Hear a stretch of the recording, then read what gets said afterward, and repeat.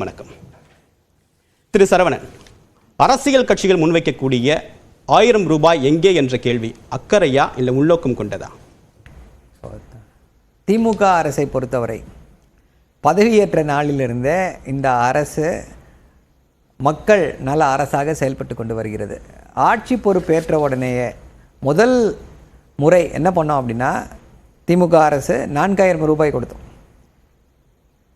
ஏன்னா அதற்கு முன்னாடி 2020 அந்த கோவிட் ஒரு உச்சக்கட்டத்தில் இருந்து முடியும் பொழுது அப்போது எதிர்க்கட்சி தலைவராக இருந்த தற்போதைய முதல்வர் ஒரு கோரிக்கை வைத்தார்.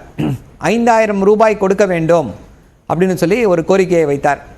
அப்போ எல்லாம் சொன்னாங்க, என்ன இது மாதிரி கோவிட்னால எல்லாரும் பாதிக்கப்பட்டிருக்காங்க, இப்படி ஒரு மோசமான பொருளாதார நெருக்கடி நிகழ்ந்து கொண்டு இருக்கிறது, ஒன்றிய அரசு ஒன்றும் பண்ணல, நமக்கு அட்லீஸ்ட் மாநில அரசாவது கை கொடுக்க வேண்டும், 5000 ரூபாய் கொடுக்க வேண்டும், ரொம்ப உதவியாக இருக்கும் அப்படின்னாங்க. அப்போ எல்லாரும் எள்ளி நகையாடினார்கள். இதே அரங்கத்தில் விவாதம் நடத்தியிருக்கோம். உங்கள் பாக்கெட்டில் இருந்தால் எடுத்து கொடுங்க சார் என்று நக்கல் பேசினார்கள். அப்போ ஆட்சிக்கு வந்த உடனே 4000 ரூபாய் உடனடியாக கொடுக்கப்பட்டது. அதே போல் தொடர்ந்து அதன் பின்னர் எல்லா இதுலேயும் பார்த்தீங்க அப்படின்னா மக்கள் நலனை மட்டுமே, விளிம்பு நிலையில் இருக்கக்கூடிய மக்களை தூக்கி விடுவது போல எல்லா திட்டங்களுமே இருந்து வந்திருக்கிறது. இப்போது இந்த முறை பொங்கலில் 1000 ரூபாய் ஏன் கொடுக்கல அப்படின்னு சொல்லி எதிர்க்கட்சிகள் கேள்வி கேட்குறாங்க. என்ன பிரச்சனையாக இருக்கிறது அப்படின்னா, கடுமையான நிதி நெருக்கடி பிரச்சனையாக இருக்கிறது. இந்த நிதி நெருக்கடியை காரணம் காட்டி விளிம்பு நிலை மக்களை திமுக அரசு கைவிட்டுருச்சா? இப்போது மகளிர் உரிமை தொகை 1000 ரூபாய் கொடுத்து கொண்டே இருக்கிறோம். இலவச பேருந்து பயணம் தொடர்ந்து செயல்பாட்டில் இருக்குது. அதே போல் புதுமை பெண் திட்டம் அப்படின்னு சொல்லி அதை விரிவுபடுத்தியாகிவிட்டது. எல்லாருக்கும் அரசு பள்ளிகளில் படித்த மாணவர்களுக்கும் 1000 ரூபாய், மாணவிகளுக்கும் 1000 ரூபாய், அரசு உதவி பள்ளியில் படித்திருக்கக்கூடிய மாணவிகளுக்கு 1000 ரூபாய் திட்டம் இப்போ விரிவுபடுத்தப்பட்டு விட்டது. அதே போல் காலை சிற்றுண்டி திட்டம்.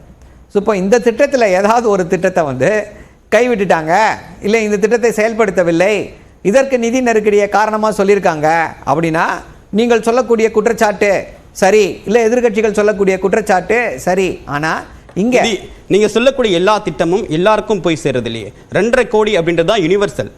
நீங்கள் சொல்லக்கூடிய மகளிர் உரிமை தொகையோ விடியல் பயணமோ இது போன்ற திட்டங்கள்லாம் ஒரு குறிப்பிட்ட டார்கெட்டட் ஆடியன்ஸ்.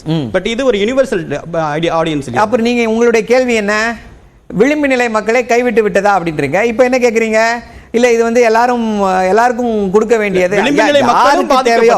அதாவது என்ன அப்படின்னா, யாருக்கு தேவையோ அவர்களுக்கான அந்த நலத்திட்டங்கள், அவர்களுடைய வாழ்க்கையில் ஒளியேற்றக்கூடிய திட்டங்கள், வாழ்க்கையை மாற்றி போடக்கூடிய திட்டங்கள், அது அவர்களுடைய வாழ்க்கையிலே பலனளித்து கொண்டே தான் இருக்கிறது. இப்போ இந்த விஷயத்துக்கு வருவோம். இப்போ ஏன் இந்த முறை 1000 ரூபாய் கொடுக்க முடியல அப்படின்னா, தமிழ்நாடு வரலாறு காணாத ஒரு பெரும் புயலை சந்தித்திருக்கிறது. பெஞ்சால் புயல் யாருமே எதிர்பாராத அளவிற்கான ஒரு மிகப்பெரிய அழிவு. எவ்வளோ பணம் கேட்டோம், நம்ம 37,000 கோடி ரூபாய்களை கேட்டோம். யாரிடம் கேட்டோம்? ஒன்றிய அரசிடம் கேட்டோம். ஏன் கேட்டோம்? ஏன்னா நம்ம வரியெல்லாம் வாங்கி அவங்க தான் வச்சுக்கிறாங்க. அதனால அந்த நிதி பகிர்விலிருந்து எங்களுக்கு அந்த பணத்தை கொடுங்க. தமிழ்நாட்டு மக்கள் இங்கே பாதிக்கப்பட்டிருக்கிறார்கள். குஜராத்னா உடனே 1000 கோடி ரூபாயை கொடுக்கக்கூடிய பிரதமர் அவர்களே, பாஜக அரசே, தமிழ்நாட்டு மக்கள் இங்கே பாதிக்கப்பட்டிருக்காங்க, தமிழ்நாட்டு மக்களுக்கு போதிய நிதியை கொடுங்கள் என்று கேட்டோம். கொடுத்தாங்களா? எவ்வளோ தெரியுமா சார் கொடுத்தாங்க? 250 கோடி ஏதோ கொடுத்துருக்காங்க. 296 கோடி கொடுத்துருக்காங்க. ஐயா, 37,000 கோடி எங்க? 296 கோடி எங்க? ஏணி வச்சா கூட எட்டாது. இதே அளவு பாதிப்பா குஜராத்தில் ஏற்பட்டுச்சு இல்லையே. ஆனால் குஜராத்துக்கு மழைன்னு சொல்லிட்டாலே 1000 கோடி ரூபாய் நிவாரணத்தை அள்ளி வீசுகிற ஒன்றிய அரசு தமிழ்நாட்டு மக்களின் மீது மட்டும் ஏன் இப்படி பாராமுகமாக இருக்கிறது? தமிழ்நாட்டு மக்களை ஏன் இப்படி தொடர்ந்து வஞ்சித்துக் கொண்டே வருகிறது? இது மட்டுமா இந்த வஞ்சனை, இந்த நிதி வஞ்சனை? டாக்டர் ராமதாஸ் ஒரு மிக முக்கியமான ஒரு கேள்வி கேட்கிறாரு. கடந்த ஆண்டு தேர்தல் இருந்துச்சு, அடுத்த ஆண்டு தேர்தல் இருக்கு, இந்த வருஷம் தேர்தல் இல்ல, அதனால திமுக அரசு நிதி தரல. இது அதிமுக இப்படிதான் பண்ணாங்க. அதிமுக பண்ணதுனால ஒருவேளை அது அப்படியே அதிமுக ஸ்டைலில் திமுக ஃபாலோ பண்ணுதுன்னு என்ற சந்தேகத்தின் அடிப்படையில் அவர் சொல்லியிருக்காருன்னு நினைக்கிற மருத்துவர் ஐயா. அதுக்கு வாய்ப்பு இல்லை. அதான் சொன்னேன் நான் உங்களுக்கு, அதுக்கு தான் இந்த கேள்விகள் எல்லாம் வரும் என்று தெரிந்துதான் என்ன சொல்லி ஸ்டார்ட் பண்ண. 4000 ரூபாய் எப்போ கொடுத்தோம்? ஆட்சி வந்த பிறகு கொடுத்தோம். ஆட்சிக்கு வந்த உடனே கொடுத்தோம். என்ன காரணம்? அது தேர்தல் வாக்குறுதி. வாக்குறுதி இல்ல, தேர்தல் எதிர்கொண்டப்ப திமுக கொடுத்த வாக்குறுதி. 4000 ரூபாய் கொடுப்போம்னு வாக்குறுதி கொடுக்கல.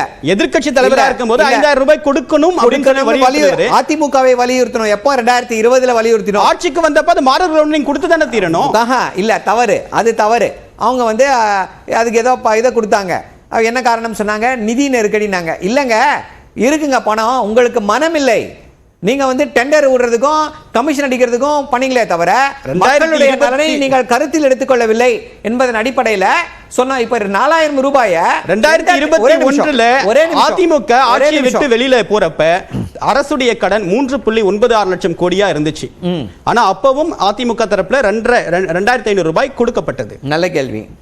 இப்ப அதே கடன் அதிகரிச்சிருந்தாலும் கூட நிறைய திட்டங்கள் அரசு சுணக்கம் இல்லாம செய்துன்றது மாற்று கருத்து இல்லை. ஆனா விளிம்பு நிலை மக்களுக்கு போக வேண்டிய 1000 ரூபாயை அதே நிதிச்சுமையை காட்டி தவிர்ப்பதற்கு தேர்தல் தான் காரணமா? இல்ல, இப்ப எப்படி நீங்க அதிமுக ஆட்சியையும் திமுக ஆட்சியும் எப்படி உங்களால கம்பேர் பண்ண முடியுதுன்னே தெரியல.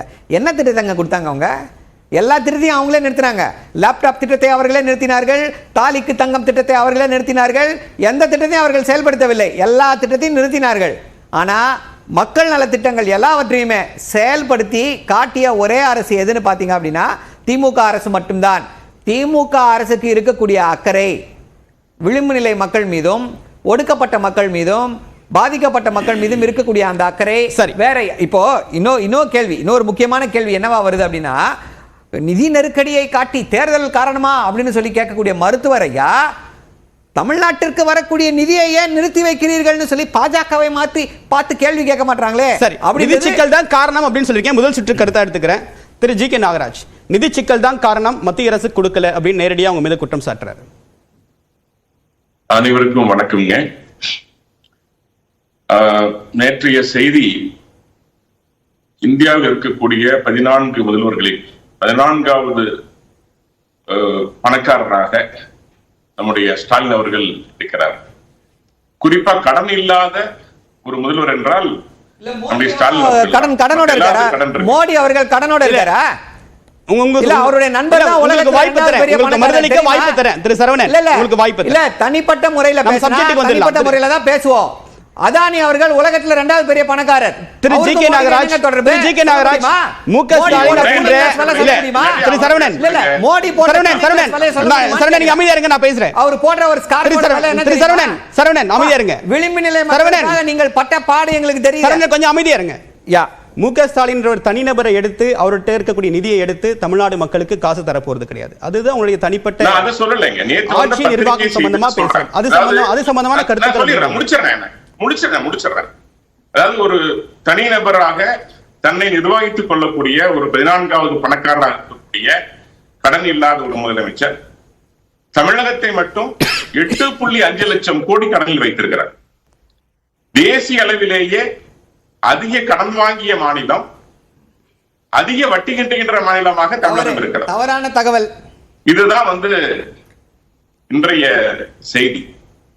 100 கோடியில கார் ரேஸ் சமீபத்தில் பண்ணாங்க, நீங்க பார்த்திருப்பீங்க. அரசு கடன் வாங்காம நிர்வாகத்தை நடத்தக்கூடிய 36 மாநிலங்கள், யூனியன் பிரதேசம் உட்பட ஏதாவது ஒரு மாநிலத்தை காட்டுங்க திரு நாகராஜ். கடனே இல்லை என்று சொல்லக்கூடிய மாநிலம் ஏதாவது சொல்லுங்க. குஜராத், மகாராஷ்டிரா உட்பட. மத்திய அரசுக்கும் கடன் இருக்கிறது. ஆனால் அந்த கடன் எதனால் ஏற்பட்டது என்பது முக்கியம். உங்களுக்கு நிர்வாக திறமை இல்லை என்றால் அதற்கு காரணம் இந்த மாநிலம் கடனில் மூழ்கிறது. ஏன்